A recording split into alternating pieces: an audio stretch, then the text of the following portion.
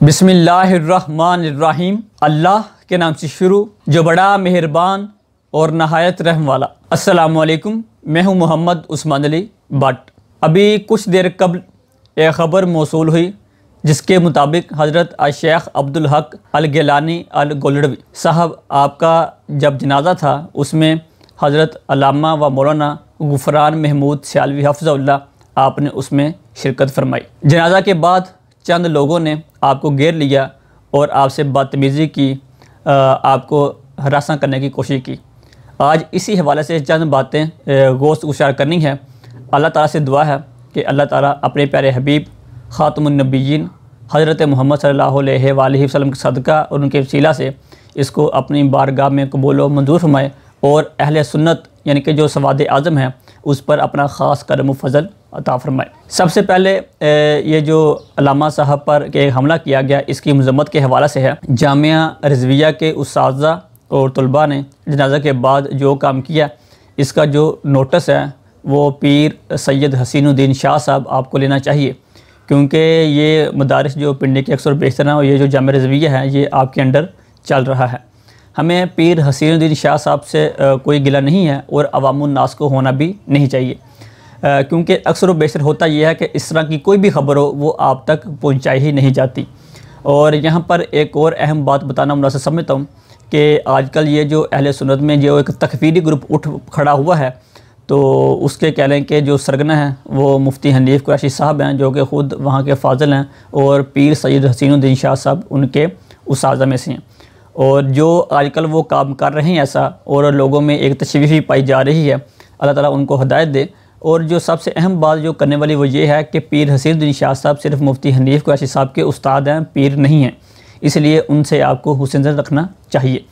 तो इस वाक़े के हवाले से शाह साहब को नोटिस लेना चाहिए कि उनकी जो नीचे काम कर रही है जो उनकी टीम है वो इस वक्त करदूगलू बन चुकी है और जो जामिया रिज़विया कह लें कि जो मुकम्मल उसका इंतज़ाम है उसको हाईजैक किया जा चुका है। प्लीज़ यहाँ पर जो हुकूमत है, जो हुकूमती अदारे हैं, उनसे हमारी ये गुजारिश है कि आप पाकिस्तान पर रहम करें, अहले सुन्नत पर रहम करें। और इस वक्त जो फ़िरका वारियत को हवा देने की कोशिश की जा रही है, जो बैरूनी तरफ से जो एजेंडा पाकिस्तान में इंजेक्ट किया जा रहा है जिससे कह लें कि इंतशार फैल रहा है और फ़िरका वारियत की एक लहर दौड़ने का ख़तरा है, इसको भरपूर ताक़ुब किया जा सके। क्योंकि हमें तो इस पर बहुत ज़्यादा शक व शुबहात हैं कि जिस तरह का ये जो एजेंडा इस वक्त मेन स्ट्रीम मीडिया और हमारे सोशल मीडिया पे वायरल है, इसकी कहने के कहीं ना कहीं जाए कड़ी बाहर से ज़रूर मिलती है। अब जो हमारा अगला हिस्सा है वो अल्लामा गुफरान महमूद सियालवी साहब ने जो जज्बात में आगे बात कही उसके हवाले से है।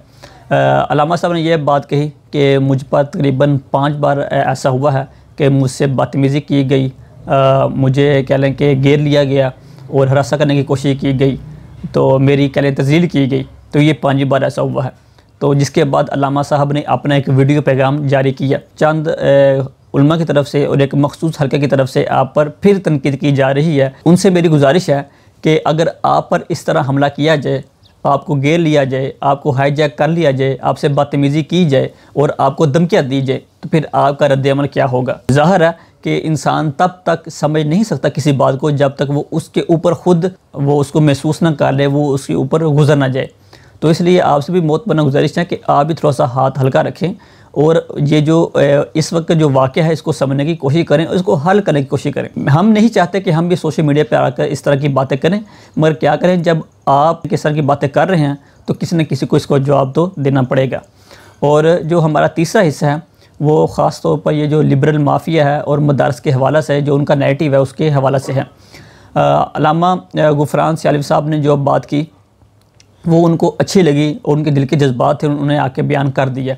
तो दरमियान में आके उन्होंने चंद बातें ऐसे कही मदारस के हवाले से जो उनका एक ख़ास जो नैरेटिव है उसमें या उसकी हद तक तो ठीक हो सकता है कि ऐसे मदारस को बंद कर दिया जाए। और उन्होंने हुकूमत से अपील भी की। तो ऐसे मदारस जो कि बिल्कुल कह लें कि इस्लाम से हट कर और तसव्वुफ़ से हट कर जो इस तरह की तालीमात दे रहे हैं कि जलाओ गहराओ और जो आपकी बात नहीं मानता, जो आपके कह लें कि जो एक सोच है, जो आपका एक सोचने का मेयार है उसके ख़िलाफ़ है, तो उसके ख़िलाफ़ आप दलाल की बजाय आप उसको घेर लें। उन्होंने इस तरह के जो मदारस है उसके हवाले से बात की। تو انہوں نے تمام مدارس کے حوالے سے مطلقاً بات نہیں کی کہ ان کو بند کر دینا چاہیے، تو مگر پھر بھی مجھے اس پر تھوڑا سا ایک تشویش ہے، میری ایک اپنی ذاتی رائے ہے، کیونکہ ہم سوشل میڈیا پہ اکثر دیکھتے رہتے ہیں اور ڈیبیٹس بھی کرتے رہتے ہیں۔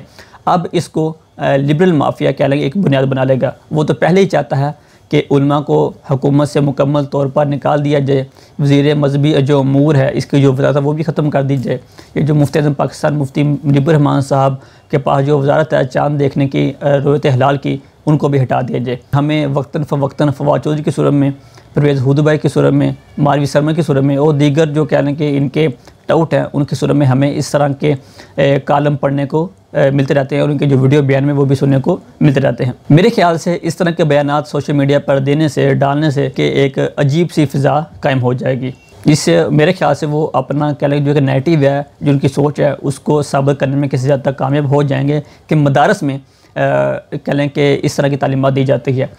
تو اس لیے ہمیں اس پر سوچنے کی ضرورت ہے اور اہل سنت کو مزید پارا پارا کیا جا رہا ہے، اس میں انتشار پیدا کیا جا رہا ہے، اس کو کہہ لیں کہ فرقوں میں بانٹا جا رہا ہے۔ تو میری ہاتھ جوڑ کر جو علماء اہل سنت کے اکابرین ہیں، آپ کو چاہیے کہ آپ اس طرح کے معاملات کا نوٹس لیں اور جو علماء اکابرین ہیں، جو مدرسین ہیں، جو ان کے انتظام سنبھالنے والے ہیں، ان کو بلائیں۔ ڈاکٹر محمد اشرف آصف جعلی صاحب کو لے کر جو کہ تکفیری کی لہر دوڑ چکی ہے، جو کہ خواری کا طریقہ ہے، تو اس کو بھی کنٹرول کرنے کی ضرورت ہے۔ اب تک لیے اتنا ہی، انشاءاللہ اگلی ویڈیو میں اگلے عنوان کے ساتھ پھر حاضر ہوں گے۔ تب تک محمد عثمان علی بٹ کو دیجیے اجازت۔ اللہ نگہبان۔